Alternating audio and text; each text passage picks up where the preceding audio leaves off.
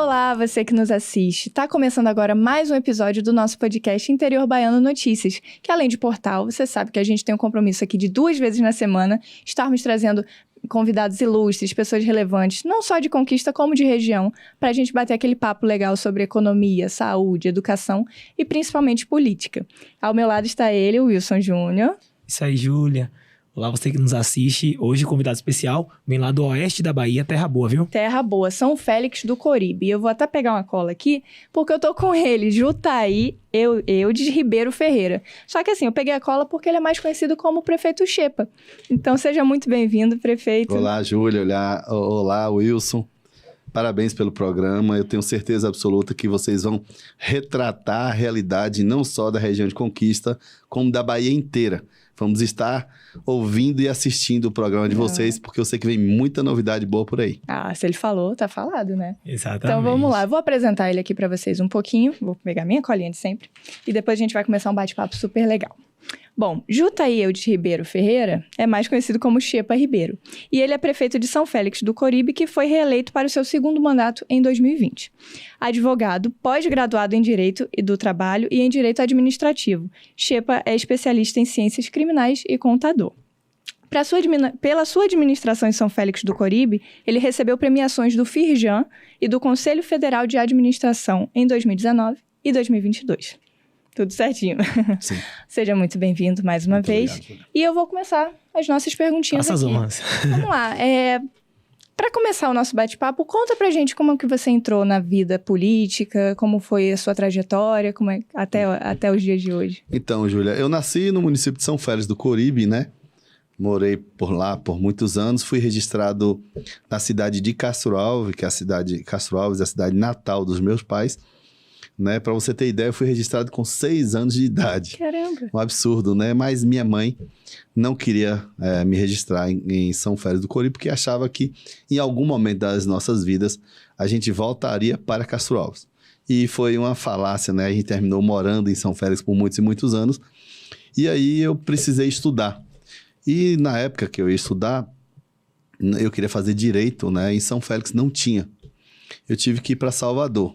E lá em Salvador eu terminei a faculdade de Direito, fiz 2 pós, uma em Direito do Trabalho, outra em Direito Administrativo. Fiz uma especialização em Ciências Criminais pela Universidade Federal da Bahia e fiz uma outra especialização na Universidade de Paris, na França, né? E a gente fez por IED, né? E os professores vinham para Salvador. E lá também eu ganhei o prêmio, né, Gestão Destaque na Bahia. Assim como também eu ganhei o prêmio de comendador pela Sociedade Heráldica e Humanística, né, de São Paulo, que tem um convênio com o Ministério da Cultura do Brasil e o Ministério da Cultura de Portugal. E assim a gente vem trabalhando, né, cada vez mais por São Félix do Coribe. Mas para eu entrar na política, eu vou contar rapidinho o que aconteceu. Eu morava em Salvador, né, fui presidente de uma associação de empresários. Primeira associação era a AEC, Associação de Empresários do Bairro da Calçada. Depois, a gente viu que a associação precisava ampliar um pouco mais, eu transformei em AEPI, Associação de Empresários da Península de Itapajipe. E aí eu tinha uma coluna em um jornal chamado Folha da Cidade Baixa, sou membro honorário da Devoção do Bonfim e trabalhei em várias empresas em Salvador por muitos anos. E essas empresas me deram a possibilidade de conhecer um pouco mais da administração. E voltando a São Félix, eu participei de uma sabatina entre o sindicato dos professores e os candidatos a prefeitos de São Félix do Coribe. E aí eu já estava estudando há mais ou menos 6 anos, em média de 15 horas por dia. E eu estudava para ser diplomata, né? Eu queria enfrentar a prova do Instituto Rio Branco. Então eu falava, eu vou assistir essa sabatina. E por incrível que pareça, essa sabatina, que eu achava que era algo assim surreal, são candidatos a prefeitos, são pessoas muito preparadas, né?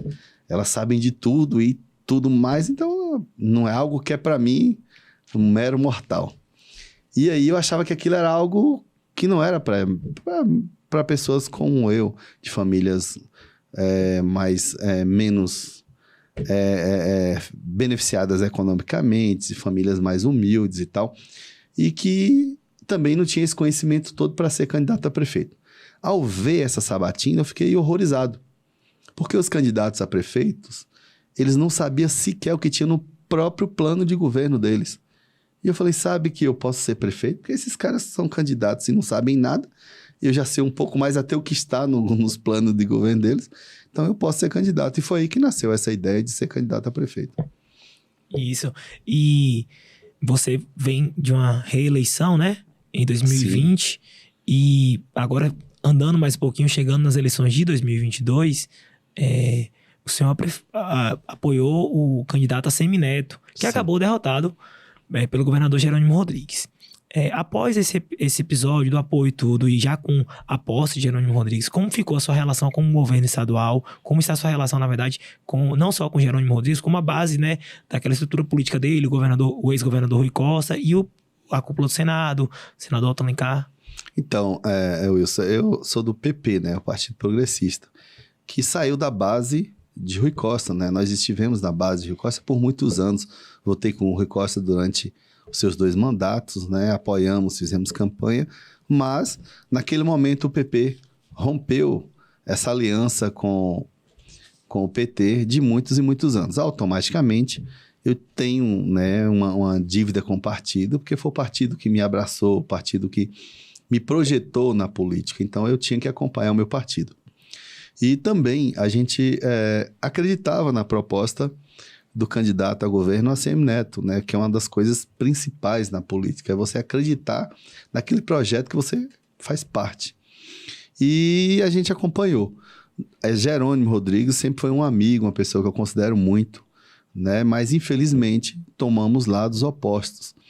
E hoje, não sei se você viu ontem em todos os noticiários, que os deputados estaduais do PP, né, retornaram à base de Jerônimo. Isso para a gente é muito bom, porque a gente termina conversando, alinhando, né, as conversas e, consequentemente, os projetos.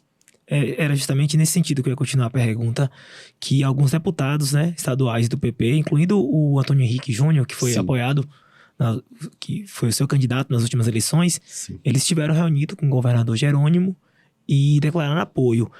Como ficou essa divisão do partido? Ainda tem alguns deputados que ficaram, que vão fazer oposição? Como está esse posicionamento? Então, todos os deputados estaduais do PP, que são 6 deputados, se uniram e tomaram a decisão em conjunto.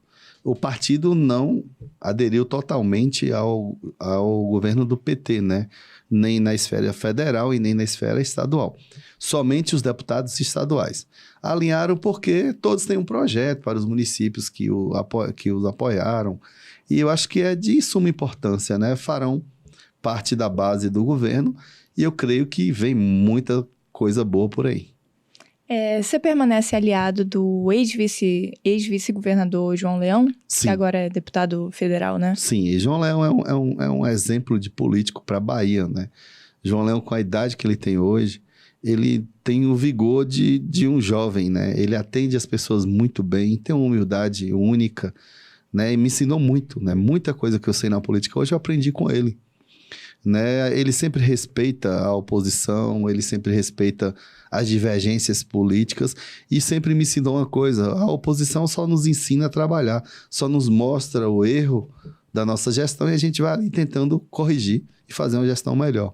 É isso. O ex-vice-governador João Leão se elegeu para deputado federal. Você conta com essa bancada aí agora do PP, né? 6 deputados estaduais, mais o ex-vice-governador João Leão, deputado federal agora, João Leão, para conseguir recursos, porque realmente governar o município, ainda mais essas dificuldades dos municípios pequenos, acaba que é muito mais fácil, né, digamos assim, tendo bancada e apoios também nas esferas estaduais e federal. Não é Sim. isso? Então, Wilson, a gente eu não sei se você vem acompanhando, nós, prefeitos da Bahia, passamos por muitas dificuldades. Agora, na iminência da derrota de Jerônimo, porque todo mundo sabia que Jerônimo seria um candidato difícil. O governador Rui Costa abriu as portas de recursos. Mas isso nós nunca vimos antes. Entende? Então, os prefeitos da Bahia já estavam acostumados a receber poucos recursos do governo do estado da Bahia, que foi o meu caso. Fala, quem não está recebendo nada, então é melhor, entendeu? Porque eu já não recebia quase nada. No finalzinho de governo de Rui Costa, a gente recebeu 2 obras e mais uma construção de uma escola estadual, que é uma escola que tinha que ser construída, tendo em vista que a escola estadual que existe hoje em São Félix do Coríbe é muito antiga, não consegue atender a demanda de alunos do nível do 2º grau. Então, a gente, desculpa, das escolas municipais, encaminhamos para a escola estadual uma demanda muito grande. E aquela escola estadual de São Félix do Coríbe não consegue atender a demanda do município. Então, a construção de uma escola estadual era muito importante. E, graças a Deus, eles liberaram por conta da quantidade absurda de precatório que o Estado recebeu. Então, assim, nós, prefeitos, é claro que tem um ou outro que recebeu uma quantidade absurda de obras, mas a grande maioria dos prefeitos da Bahia, a grande maioria mesmo, nunca recebeu quase nada do Estado da Bahia. Em relação ao governo federal, quais são as suas expectativas agora para a nova gestão do presidente Lula? Então, eu acho que Lula ele faz uma gestão muito humanizada, né? Uma gestão que vai liberar mais recursos no MDS, na Funasa, que são ministérios que no governo Bolsonaro ficaram quase parados, ociosos. O MDS não recebeu quase nada, o Ministério do Desenvolvimento Social. A Funasa quase que parou, com poucos recursos, né? Eu acho que cada presidente ele tem seus pontos positivos mesmo, o presidente Bolsonaro também tem os seus pontos positivos, mas eu acho que o presidente Lula ele vai apoiar mais esses ministérios que são ligados intimamente aos problemas sociais dos nossos municípios. No município como São Félix também, assim, como é a realidade de vários outros municípios pequenos, acabam meio que dependendo muito desses benefícios dos programas sociais. Com São Félix você já tem mais ou menos esse parâmetro da relevância dos programas sociais, né, como o Auxílio Brasil, agora que vai voltando a ser Bolsa Família, né? Qual o impacto disso no município? Sim, nós temos uma peculiaridade, nossos municípios do oeste da Bahia é um dos municípios que tem uma quantidade menor de pessoas com extrema necessidade. Nós estamos entre os 20 melhores municípios do Brasil, dos melhores IDHs do Brasil. Mas isso, Júlia, foi transformado através de muito trabalho, não só de Xepa Ribeiro prefeito, mas de outros prefeitos. É claro que, quando eu assumi o município de São Félix do Coríbe, nós éramos o 16º colocado no ranking da educação. Hoje nós somos o primeiro, a melhor educação do oeste da Bahia. Disparado. Nós temos uma escola sozinha, que a nota dela bate qualquer outra escola municipal do estado da Bahia. A nota dela é muito acima da média. E aí, nós não somos primeiro lugar totalmente na Bahia por conta de algumas outras escolas que estamos trabalhando para tirar essa diferença. Nós montamos projetos muito importantes para a educação. Um deles é o Café da Manhã com o Gestor. Eu vou a todas as escolas e lá a gente vai discutir metodologia, tudo que envolve a educação, desde metodologia, o material pedagógico que vai ser utilizado, quais são os escritores que estão sendo utilizados, indicados pelos professores. E a gente vai discutir de um a um, desde filosofia, literatura, e a gente vai ali, né, bebendo de cada fonte e construindo a educação no piso da escola. O motivo para estar em primeiro lugar, assim, é todo o acompanhamento que tem, os profissionais, então Sim. É tudo muito bem supervisionado, digamos assim, é bem gerido, né? Sim, e nós criamos, Júlia, equipamentos para dar apoio à educação. Uhum. Um dos equipamentos que nós construímos é o espaço psicopedagógico. Esse espaço, principalmente no período da pandemia, nós percebemos que muitos alunos desenvolveram problemas, né, maiores do que antes. E assim como alunos, pais, professores, nós criamos o espaço psicopedagógico para atender alunos, pais e professores. Mas o nosso espaço psicopedagógico, Júlia, é como se fosse uma clínica de psicologia particular. Uma mega estrutura com equipamentos e profissionais de ponta. E a gente tem feito um trabalho muito bom, que é um trabalho de apoio à educação. Além disso, nós criamos um pessoal que faz a busca ativa. Por que aluno A, B ou C não foi à escola? O que está acontecendo? A gente vai até a casa desses alunos, conversa, entende o problema que está acontecendo com aqueles alunos para poder trazer de volta para as escolas. Nós criamos também a escola militarizada. nós temos uma escola muito boa, uma direção boa, estrutura boa, mas nós tínhamos um índice de evasão muito grande. Nós tínhamos probleminhas diários muito comuns naquela região, daquela escola. Quando nós militarizamos a escola, nós consertamos esses problemas e conseguimos melhorar o ensino daquela escola. Espero que cada vez a gente continue aumentando esse índice de aproveitamento. Nossa, isso é muito importante, esse cuidado, né, com a educação. É um exemplo aí a se seguir. Eu vou dar um recadinho rapidinho aqui para vocês, que a gente vai continuar esse papo aqui legal. interiorbaiano.com.br. Já acessou? Não? Então corre, porque essa conversa que a gente está tendo aqui vai ter matéria lá, os desdobramentos desse nosso bate-papo, além de outras notícias que a gente está sempre publicando para vocês em primeira mão e com muita veracidade dos fatos, não é isso? Exatamente. interiorbaiano.com.br, acessa lá. Bom, vamos voltar aqui para o nosso bloco de perguntas. Eu tenho uma pergunta porque a gente falou de recurso, da importância da bancada e tudo. Os municípios pequenos acabam sobrevivendo muitas vezes. Eu citei os programas sociais, mas eu vou citar agora aqui a questão do FPM. Inclusive, recentemente, uma norma do TCU quase que gera prejuízo para os municípios, porque ia calcular o FPM a partir da projeção do censo, né? Sim. Do último censo de 2022. O que acontece? Como você tá fazendo para administrar um município que a gente sabe que a população é pequena, dependendo do FPM e ainda correndo esses riscos que são de perca de recurso por revisão demográfica e tudo? Então, viu, Wilson? Agora, nós estamos enfrentando sérios problemas em diversas áreas. Um deles é a falta de recurso, que parece que cada dia vai piorando mais. Espero que agora o nosso censo ainda não terminou, né? Eu espero que com o novo censo agora a gente consiga mudar de categoria, que hoje nós somos 1.0. Espero que a gente vai para 1.2 ou até 1.4. Aí vai melhorar muito a situação financeira do município. E nós passamos por diversas dificuldades financeiras.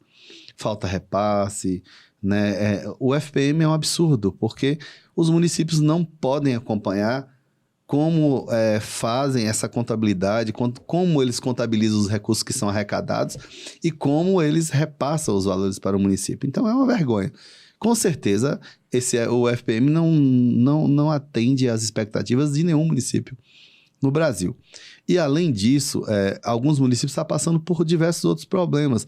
Os fornecedores de medicamentos básicos, soro, coisas muito triviais que são usadas no dia a dia dos nossos hospitais, os fornecedores não estão conseguindo atender. E aí, às vezes, você vê algum munícipe de várias pessoas que vão vir aqui, se você abrisse as perguntas, você vê que as pessoas iam reclamar de alguns municípios que faltou isso, faltou aquilo, achando que é culpa do gestor, e não é. Inclusive, um dia desse, eu vi um amigo prefeito falando em uma rádio que ele está passando dificuldades por conta dos seus fornecedores não conseguirem atender a demanda de medicamentos. Sem falar que o Brasil tem um absurdo maior ainda, né? Que os deputados destinam emendas de custeio para a saúde que deveriam ser privilegiadas, deveriam ser atendidas no mês de liberação, e elas são liberadas 6, 7, 8 meses depois. Ou seja, quando elas vão ser liberadas, já não conseguem atender a demanda de quando foram liberadas, entende? É um absurdo isso acontecer no país. Há uma diferença, né? A demanda, as emendas de custeio para as emendas que são destinadas, às vezes, para a implementação de projetos, obras. Eu queria que você explicasse mais ou menos como isso se dá no município, né? Vocês recebem para atenção básica, direcionada para atenção básica, direcionada para um hospital específico? Como tem acontecido lá? Os recursos ordinários, Wilson, que são repassados para o município, para atender a atenção básica e o hospital, são muito aquém da realidade. Muito aquém. Você imagina que o que vem para um posto de saúde não atende 30% do que nós gastamos. Para você ter ideia, o Hospital de São Félix do Corribe, só para você ter uma ideia básica, o Hospital do Covid, nós montamos o Hospital de Campana do Covid, o Hospital do Covid, nós recebíamos 60 mil reais. Gastávamos, em média, 340 mil reais. Ou seja, o que é que esse recurso representava porque a gente gastava nada. E aí o maior absurdo ainda é que você ouvia das pessoas. O prefeito que colocar que morreu alguém do Covid vai ganhar não sei quantos R$1.000. O prefeito que vai ganhar não sei quanto.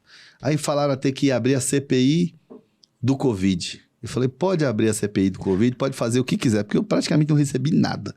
Então, eu acho que se abrir até vai ser bom, porque pode ser que eles estejam me devendo alguma coisa, podem mandar para o município, porque eles estão devendo, né? Se falando de curso, teve um secretário de saúde daqui de Conquista esteve aqui no nosso podcast e falou justamente isso, da tabela SUS, o quanto ela é defasada, o quanto que fica aquém, né, da quantidade de serviços que são afetados hoje. Para você ter ideia, Wilson, tem exames básicos, assim, que o SUS paga R$2, R$1,60. Aí eu vou lhe contar. Aí vai usar o equipo, vai usar uma seringa, vai usar não sei o quê, 3, 4 coisas, mais o profissional e mais o que eles gastam. É tipo do dobro do que o SUS paga no exame. Só o que eles vão usar de equipamentos ali. E aí tem mais, a questão da merenda escolar, né? O maternal F1, F2. O que nós recebemos é muito pouco. A gente recebe um pouco mais no maternal, que é R$1 e alguma coisa. Mas a nossa creche, eu dou uma merenda quando o aluno chega, o aluno da manhã. 10 horas da manhã eu dou outra merenda e na hora que eles vão embora é almoço. Entende? Porque muitas crianças carentes, elas não têm uma alimentação reforçada em casa. Então, para a gente poder manter e nutrir melhor aquela criança, a gente oferece 3 refeições, né? E uma coisa muito interessante, que a gente dá a cesta básica de fruta, verdura e hortaliça toda segunda-feira para as famílias carentes do município. E o mais interessante disso, Wilson, é que esses alimentos, eles vêm da agricultura familiar. Nós criamos a Associação de Mulheres do Cerrado, nós temos a melhor associação da Bahia e a nossa associação, Nova Esperança, está entre as 10 melhores do país. E não é só essa associação. Diversas associações ligadas às escolas rurais, elas fornecem merenda escolar. Além da merenda escolar, essas cestas básicas. E o que é que nós estamos fazendo, Júlia? Que é o que as universidades fazem hoje.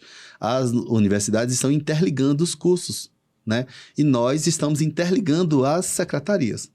As secretarias terminam sabendo o que acontece com as outras secretarias e contribuindo de alguma forma. Por exemplo, a Secretaria de Saúde.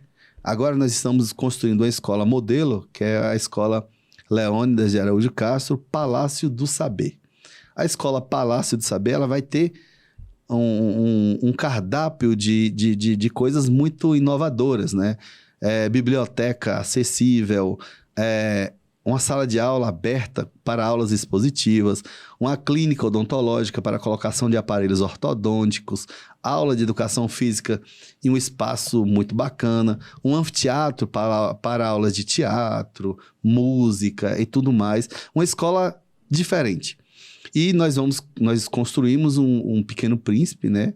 Homenageando o livro Pequeno Príncipe de Perry, e fazendo... E esse Pequeno Príncipe ele vai ter 2,5 metros de altura, e cada lado da sua estrutura vai ter uma passagem do livro, né? Para as pessoas entenderem que a leitura está impregnada na construção do conhecimento. E aí, o que é que acontece? A gente vem interligando essas secretarias para que um secretário ajude o outro. Por exemplo, quando a gente entrega, Júlia, essas cestas básicas de produtos orgânicos, é uma ligação da Secretaria de Ação Social e a Secretaria de Agricultura. O que é que a Secretaria de Agricultura faz? Ela, primeiro, promove cursos para que aquelas pessoas confeccionem adubo e inseticidas orgânicos e, consequentemente, produza esses produtos. Esses produtos são encaminhados para a Secretaria de Ação Social para que elas cataloguem essas famílias e distribuem o que é produzido.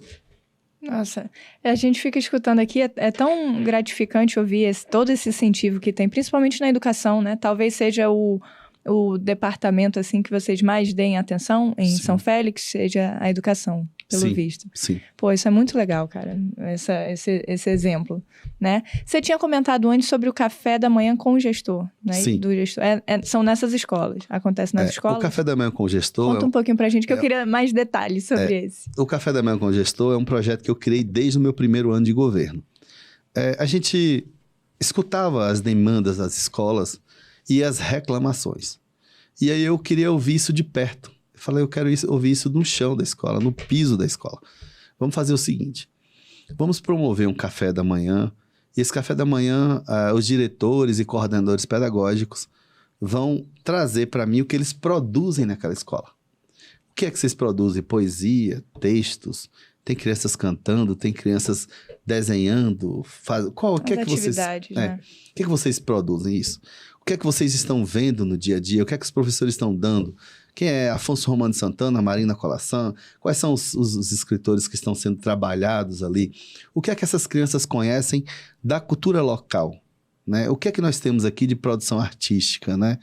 Na nossa região? E essas crianças conhecem o que foi produzido aqui?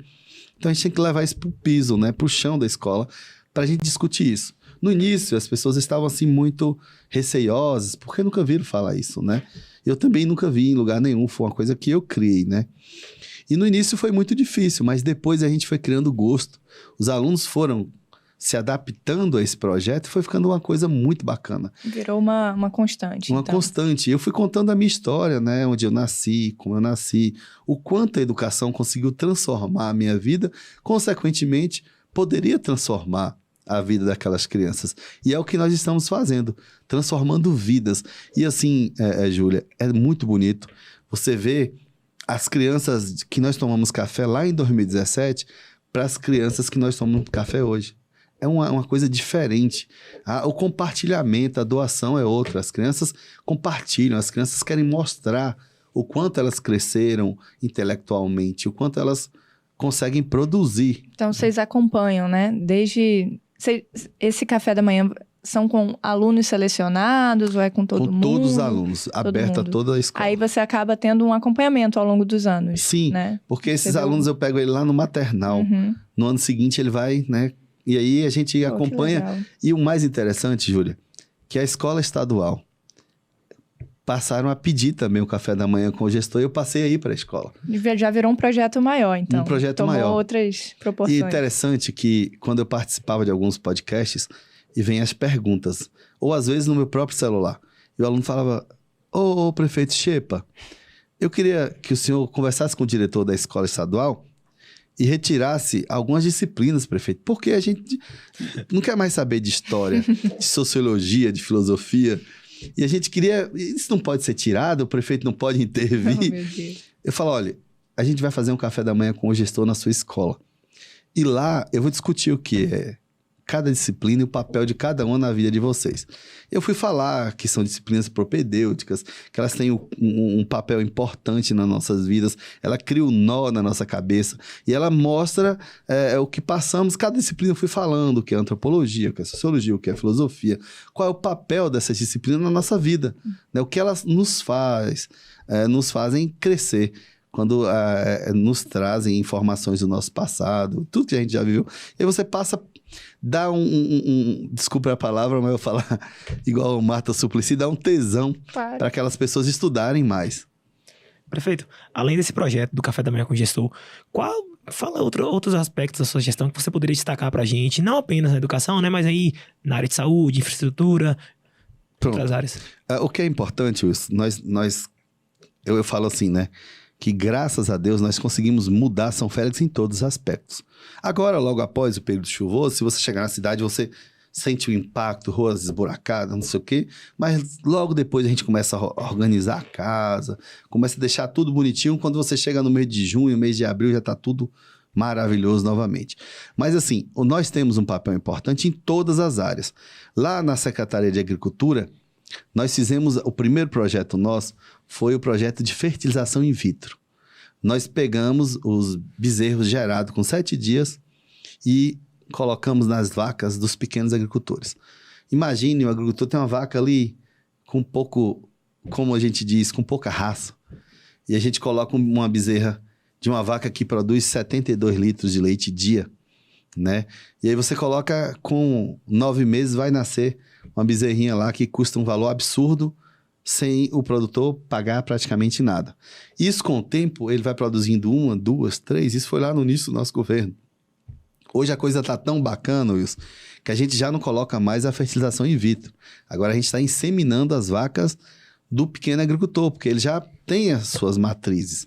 E aí nós já temos um outro projeto que é a seminação, que é o melhoramento genético do rebanho. E aí nós estamos lá atendendo essas pessoas que produzem leite. A gente vem para cá, para o cara que produz a hortaliça. A gente dá cursos de produção de inseticidas e adubos orgânicos, ou seja, eles não precisam comprar, eles vão produzir o adubo e a inseticida com o que eles têm ali na fazenda. E a gente vem cá para ação social. Nós criamos, Wilson, o restaurante popular, o restaurante que serve refeições nutritivas por apenas R$2. E famílias que têm 5 na casa, só 2 pagam. Se essa família não tiver renda nenhuma, ninguém paga. Recebe gratuitamente a refeição. A gente tem uma equipe que vai catalogando, acompanhando essas pessoas. Se chegar hoje um viajante, ele vai comer hoje. Para ele comer amanhã, ele precisa ser cadastrado. Porque nós não conseguimos atender todo mundo de uma vez, né? Somos um município pequeno, com pouca renda, mas a gente tem que atender os nossos munícipes. A educação, eu já falei de tudo que a gente vem fazendo. A saúde, eu vou 3 vezes na semana no hospital. Eu passo de leito em leito. E eu observo, vou lendo ali. Por conta disso, eu aprendi muito de saúde também, né? Vou lendo vários artigos. Artigo que fala de diabetes, de câncer, disso, de aquilo, hemoglobina. Eu vou lendo tudo que eu vejo para adquirir um pouco mais de conhecimento e poder passar uma informação mais detalhada para os pacientes. Eu vou de leito em leito, ouvindo os pacientes, vendo o que eles estão precisando. O paciente que precisar ser transferido, eu que vou pedir. Olha, doutor, preencha melhor lá a regulação, vamos ver o que a gente pode fazer para tirar esse paciente daqui. A gente não consegue atender o problema dele aqui, né? E tem um problema muito sério isso. Por quê? Baixa complexidade ou atenção básica seria do município. Média e alta é Estado e União. Mas todos os municípios na Bahia faz tudo. Já recebe pouco e ainda tem que fazer cirurgia, fazer isso, fazer aquilo, porque senão não vai conseguir atender as expectativas dos munícipes. Entendi. Quando você fala desses projetos todos em diferentes áreas, teve uma boa avaliação, a gestão pelo Conselho Federal de Administração e pelo FIJAM. Queria que você detalhasse um pouco essa premiação, né? Essas premiações, e falasse como foi receber esse prêmio, como é que diz? Esse reconhecimento, né? Então, logo em 2017, eu ganhei o prêmio de melhor município da Bahia entre os municípios de até 20 mil habitantes, pelo FIJAM. No ano seguinte, nós ganhamos uma premiação pelo Conselho Federal de Administração.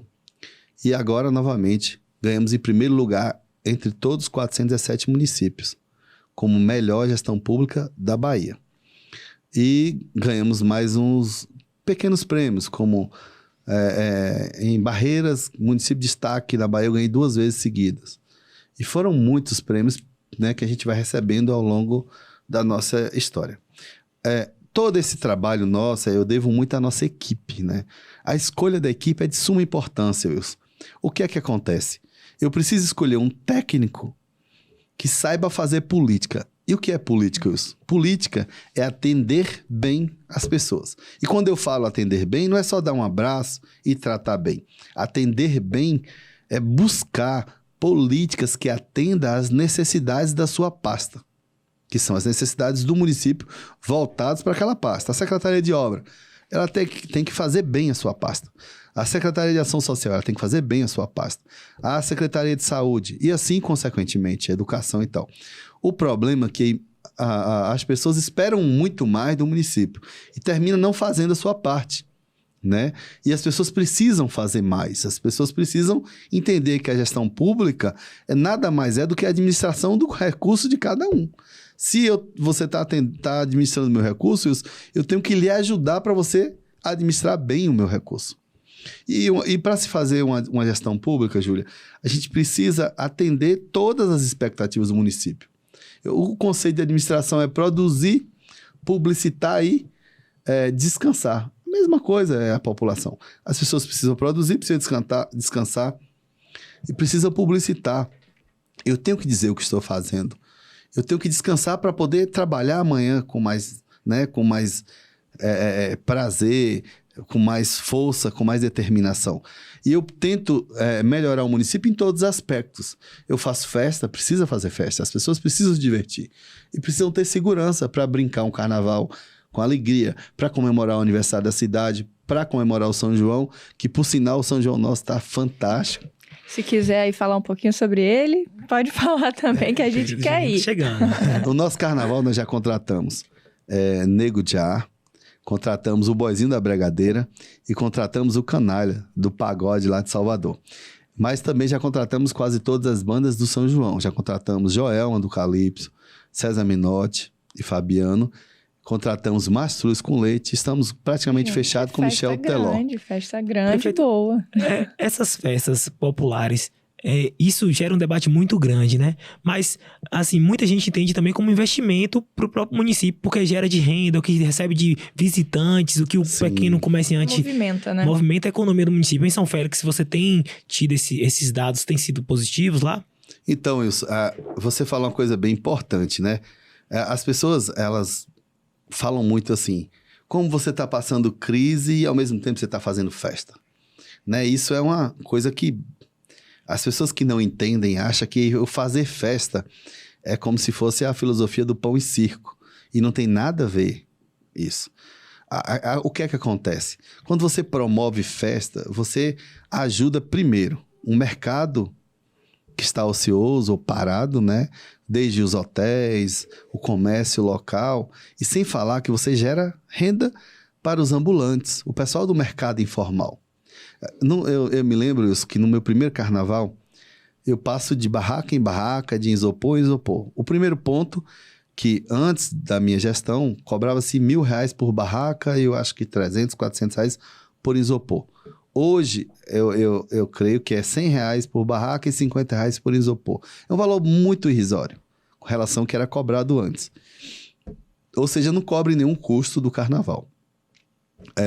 Geralmente, a gente sempre recebia algum auxílio do Estado, mas muito pouco. Tipo, R$100.000 para uma festa que você gasta R$600, R$700.000.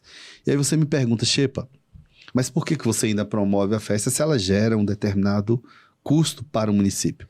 Aí, se você contabilizar, só os barraqueiros, eles recebem diretamente cerca de 15, 20 mil dia. Eu passei em uma barraca e eu perguntei, como é que tá as suas vendas? Vendi R$30.000 hoje, Xepa. E o meu lucro é 100%. Ou seja, se ele vendeu 30, né, ele tem um lucro muito bom. E aí ele vai passar por 3, 4 dias vendendo o valor alto. E aquilo ali significa a renda deles por 3 ou 4 meses, entende? Até chegar à próxima festa. Então a gente precisa promover, primeiro por questão de gerar renda mesmo e movimentar a sociedade. Eu me lembro, Wilson, que 2 coisas. Eu cheguei na Caixa Econômica, tem a Caixa Gov, né? Que é onde recebe os convênios do Estado. E o gerente me falou, rapaz, eu já estou aqui há alguns anos, eu nunca vi nem o nome de São Félix, porque o município não recebia convênio praticamente. O município não aparecia. E hoje eu vejo São Félix promovendo festa, eu vejo São Félix com obra, eu vejo São Félix aparecendo no cenário estadual. Coisa que não acontecia anteriormente. E atraindo gente para lá, movimento, né, para lá. Bom, falando de planos e de futuro, como é que será, assim, a dinâmica de trabalho para os próximos 2 anos, assim? Tem mais algum projeto que você queira implantar? Ou já está em andamento? Como é que tá? Então, nós temos um problema seríssimo, Júlia, que é o saneamento básico, né? Houve o início de obra há muitos anos, o município começou uma obra e o dinheiro desapareceu e a obra não terminou. Gerou uma série de problemas que ainda assola, porque abriram muitos asfaltos, os canos ficaram por baixo daquela área e ali, vira e mexe, aparece um problema por conta daquilo. Sem falar das restrições que o município ficou por conta dessa obra. Mas assim, qual é o meu projeto hoje importante? Eu quero muito levar água potável para a comunidade de Alagoinhas e Tabuleiro, né? As pessoas que ficam mais distantes do município. E são 2 comunidades grandes e importantes. E quando a gente leva água para Alagoinhas, automaticamente essa tubulação vai passando por outras comunidades e beneficiando essas outras comunidades. É um projeto que eu já venho ali lutando com ele há algum tempo. E eu sei que o saneamento básico não vai ser fácil por conta do valor. Mas tem algumas leis ambientais que estão terminando que podem terminar ajudando o município, dando ao município a possibilidade de terceirizar o esgoto ou fazer alguma coisa nesse sentido. Então, hoje estamos aguardando para ver se eu consigo ainda fazer alguma coisa na parte de saneamento básico, que seria o esgotamento sanitário de São Félix do Coríbe. E também essas águas potáveis, né, a extensão de rede de água potável para essas comunidades. Prefeito, e em relação à sua sucessão 2024? Seu grupo já tem algum candidato aí trabalhando algum nome para suceder Xepa Ribeiro aí na Prefeitura de São Félix? O Wilson não é chave, mas ele dá aperto, né? Essa daqui eu tava aguardando, porque informação primeira mão pro interior baiano, vamos lá? Então, Wilson, a gente tem alguns nomes e estamos trabalhando esses nomes. É claro que tem pessoas que falam, eu quero ser candidato a prefeito no grupo. No finalzinho, elas terminam retirando o nome. E aí, por isso que nós não temos o nome ainda, certo? Porque algumas pessoas querem ser candidatos, temos 3 ou 4 nomes, mas ao mesmo tempo eles terminam retirando o nome. Mas aí a gente está aguardando esse ano, agora vamos fazer com o próprio grupo algumas reuniões, e eu sempre falo que quem decide a sucessão é o grupo, não é eu sozinho. É uma escolha do grupo. E aí nós vamos pesar essa pessoa que foi escolhida, ela vai ter que ouvir, né, entender quais são os projetos dela para São Félix do Coríbe. Eu sempre falo o seguinte, Wilson, que eu não vou colocar o meu nome, colocar o apoio do meu nome para uma pessoa que não tenha amor por São Félix do Coríbe. Uma pessoa que tenha projetos importantes, que tenha olhos bondosos para o nosso povo.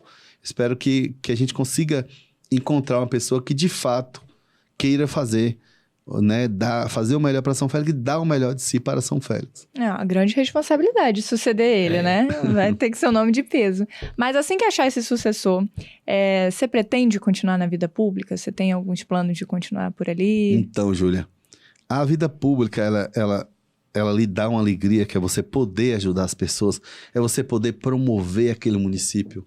Você dá a visibilidade para o município e você percebe que ali é a sua cidade, ali é a sua origem. E você percebe que as pessoas não estavam tratando bem o seu município. Eu acho uma coisa muito bacana na Europa, eu tive em alguns municípios da Europa e eu converso muito, né? Você já percebeu que eu converso muito?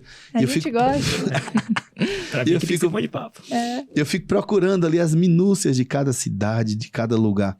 E eu vi uma coisa que eu fiquei muito satisfeito, que é a questão do patriotismo. As pessoas de lá, elas são muito patriotas, elas respeitam muito o seu território, elas respeitam muito a identidade local, a cultura, coisa que a gente precisa aprender. A gente precisa aprender a defender o seu território, a gente precisa aprender a defender o nosso povo, entende? E abraçar quem possa defender o nosso povo. Eu tava observando um dia desse, eu trouxe uma pessoa de outra cidade para a nossa cidade para ver algumas áreas e tal. E levei em um determinado lugar. E as pessoas ainda não aprenderam a defender o seu território, a vender o seu jabá. E aí a pessoa sentou e a pessoa que se aproximou, ela começou a falar pontos negativos da nossa região, pontos negativos da nossa cidade. E eu falo, você não consegue ver isso em outros lugares, né? Eles não mostram os pontos negativos, por quê? Os pontos negativos, a roupa suja, a gente lava em casa. Temos que discutir entre nós. O visitante, a gente tem que agradar e mostrar os lados positivos da nossa cidade, da nossa região. Parece que é sempre o outro que tá melhor, né? Do que a vida do vizinho a grama, é melhor, né? Do vizinho. Então isso é feio, é ruim. A gente precisa desenvolver o patriotismo, respeitar o território, respeitar o nosso povo, desenvolver a nossa cultura, respeitar a nossa cultura. É muito importante essa sensação de patriotismo. E isso, quando eu estive na Europa, eu consegui identificar. E é uma coisa que eu aprendi. E eu sempre falo com as pessoas, olha, defenda o que é seu, defenda o seu familiar, defenda o seu local, defenda o seu povo, né? Respeite o seu povo, respeite a história do seu povo. É isso mesmo. Perfeito. Vai. A gente tá caminhando, né, pra reta final do nosso podcast. Mas não tão final assim, que ainda tem uma partezinha bacana pra gente brincar aqui. Exatamente. Mas antes da nossa brincadeira aqui, queria que uma pergunta que a gente faz para alguns gestores que vêm aqui no programa e para todo mundo, na verdade, para sempre avaliar o gestor da sua cidade. Sim. No seu caso, Xepa Ribeiro, avaliando a gestão de Xepa Ribeiro. De 0 a 10, qual nota você daria hoje para sua gestão em São Félix do Coríbe? E queria que você também justificasse essa resposta, essa nota, né? Por que dessa nota que você vai dar? Então, assim, eu falo que ninguém nunca é 100%. E eu acho que é até impetulância a gente dizer, eu mereço 10. Apesar dos esforços, assim, a nossa equipe é muito dedicada. Eu falo muito com eles, a gente precisa melhorar muito.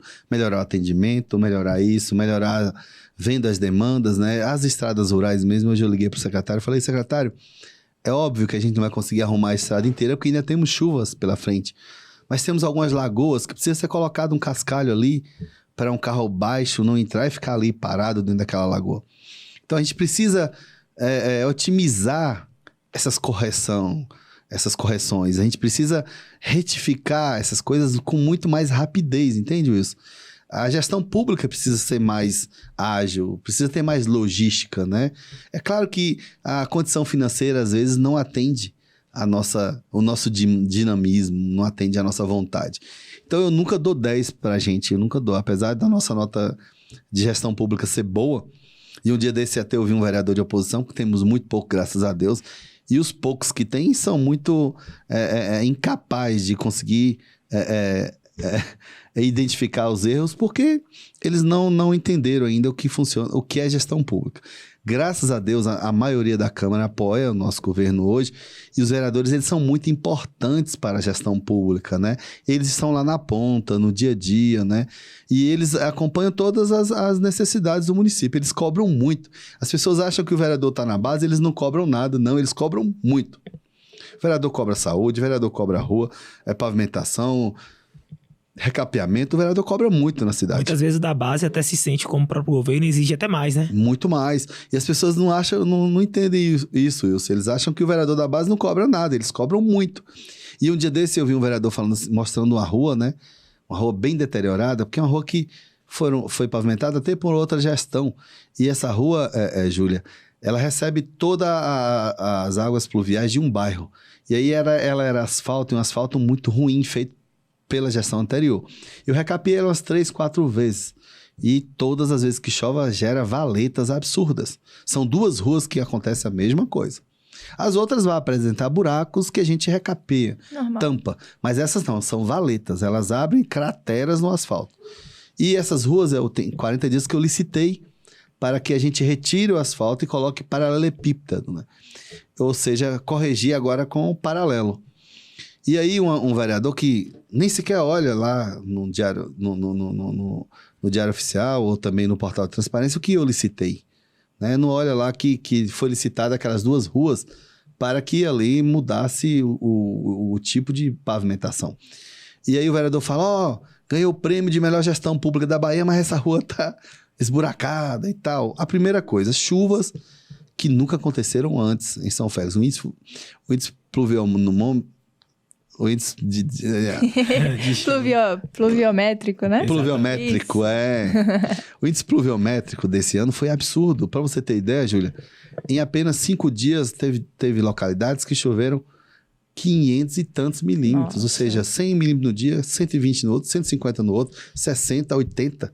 Não tem nada que resista, Júlia. Uma chuva de 150 milímetros, ela sai arrancando tudo. A chuva é o terror de todo município, né? É a vida. Sempre. É a vida, né? E ao mesmo tempo ela sai deteriorando muito. Nos últimos anos tem chovido com intensidade em algumas localidades que antes não chovia e surpreende por ser na região oeste, que a gente tem muito essa impressão de que lá a chuva não chega com tanta força, né? Sim, é porque o índice pluviométrico, é mais ou menos isso. O índice de chuva da nossa região, antes, há tipo 20 anos atrás, 30 anos, era 1.800 milímetros ano, 1.600, 2.000 milímetros. E isso foi caindo até para 700 milímetros, ou seja, quase nada de chuva. De 2017 para cá, esse índice foi melhorando. 2021 foi alto, 2022 foi muito alto. Ou seja, os nossos municípios não estão preparados para essa quantidade de chuva. Primeiro, são municípios com a geografia muito íngreme, né? Estradas com declive absurdos. E você sabe que quanto maior o declive ou aclive, maior é o desgaste das estradas. Então, quando a estrada a geografia mais plana, mais tranquila, não desgasta tanto, mas a nossa região, aqui como também em Conquista, tem estradas, aclive e declive absurdo. Termina deteriorando muito rápido as estradas. Assim como os asfaltos e tudo mais. Perfeito. Só para concluir. Bah. E a nota? Era isso que eu queria reforçar. Eu tava embromando pra ver se eu me dá a intenção, nota. já sabemos Na que hora foi um 10, Na hora, mas como você se avalia? na hora do café da manhã com o gestor lá, o professor vai dar a nota. Tem que botar lá no Pronto. quadro. Vamos lá. Então, eu falo muito assim, né? Eu tinha um professor que falava que a gente não pode ser mediano, ou seja, não pode ser uma nota 5, que mediano é muito em cima do muro, e você tem que ter lado. Não pode ser 7, que é uma nota muito aqui, eu nunca gostei de tirar 7. 8, tá muito próximo da nota 10, mas eu acho que tá aí entre 8,5 e 9. Ó, é uma boa Pronto. nota, tá ótimo. Agora sim, tivemos a nossa resposta, Tivemos estamos a felizes. resposta. Bom, mais uma vez um recadinho aqui para vocês. Se você quer saber dos bastidores da notícia, da política do interior da Bahia, acesse interiorbaiano.com.br, que você vai estar lá com conteúdo diariamente atualizado, tá bom? E agora vamos lá. Ao nosso querido quadro, 8 pessoas, uma definição. Vamos aqui falar algumas pessoas do seu meio, pessoas envolvidas aí na sua trajetória. E você pode definir numa palavra pra gente, ou uma breve frase. A gente gosta de fazer essa brincadeirinha aqui. Exatamente. Quem começa? Eu vou começar. Por favor. Primeiro nome, João Leão. Um grande político, um exemplo de político na Bahia. Rui Costa. Um bom gestor, mas falta humanidade. ACM Neto. Grande gestor, um grande articulador político, mas precisa entender melhor o que a população baiana quer na política. Jerônimo Rodrigues. Um amigo, um destaque na eleição 2022 e que ainda estamos aguardando o que pode fazer pela Bahia. Moacir Pimenta. Um ex-prefeito de São Félix do Coríbe, foi rival político e que a política a gente não sabe o dia da manhã. Euris Ribeiro. Foi companheiro de luta, né? Mas houve divergências políticas e infelizmente a gente seguimos em lados opostos. Luiz Inácio Lula da Silva. Luiz Inácio Lula da Silva, ele transformou a política no Brasil. O primeiro passo, né, foi ele dar aos Silvas, aos Santos, a diversas outras famílias que não tinham vínculo nenhum político, a possibilidade de entrar na política, não só na política, como diversas outras áreas do Brasil, né? Nós sabíamos que antigamente, antes do nome dele, para advogar para grandes empresas ou pessoas mais importantes, tinha que ter sobrenome. Depois de Lula, isso acabou e hoje temos que ter trabalho e competência. E para finalizar, Jair Bolsonaro. Bolsonaro é um homem que conseguiu mudar algumas coisas na política, mas um homem que não foi sábio com as palavras, que não conseguiu cativar as pessoas, não conseguiu mostrar empatia com os problemas do Brasil. Aí, conseguimos. Os 8 foi difícil, foi tranquilo? Difícil. Mas passou rápido. Eu nem imaginava que vocês iam colocar esses nomes aí. É a cerejinha do nosso bolo aqui. Exatamente. Bom, a gente quer agradecer a sua presença, senhor prefeito. Foi ótimo o nosso bate-papo. Poderíamos continuar mais aqui, mas aí a gente guarda para uma próxima visita, quem sabe. E é isso, agradecer. Aqui a gente está de portas abertas para você sempre, tá bom? E Sempre Wilson? que quiser bater na porta aqui, o Interior Baiano está de portas abertas. Agradecemos a presença. A gente sabe que o oeste da Bahia, várias cidades ali, São Félix do Coríbe, tem outras cidades da região que a gente quer dar uma atenção especial e sempre vai ter notícia atualizada no Interior Baiano. Interior Baiano. Exatamente. Muito obrigado, prefeito. Pode Muito obrigado, Wilson. Obrigado, Júlia. A forma que vocês conduzem, né? Muito bacana. E desgramado Wilson, ele vai apertando, né? Ele é assim. Todo cativante, gente boa, mas sem dó nem piedade, ele vai fazendo perguntas que aperta o sujeito. Mas assim, vocês estão de parabéns. Quando eu vi o nome do programa, eu já achei bacana, já achei diferente. E assim, tudo é muito bom, né? O estúdio é uma coisa fantástica, parece que você tá em casa. Um dia vocês vão lá na minha casa, vocês vão ver que é muito parecido, assim. É um negócio muito rústico, uma hora parece com uma roça, outra hora parece com uma casa, né, que bom que rural. você se sentiu aqui confortável conosco. Muito obrigado. E é isso. Bom, gente, muito obrigada pela sua audiência. Assistam os próximos episódios, os anteriores também, que estão lá no nosso site interiobaiano.com.br. E esse foi o nosso episódio de hoje com Xepa Ribeiro. Então, até a próxima e muito obrigada. Tchau, tchau.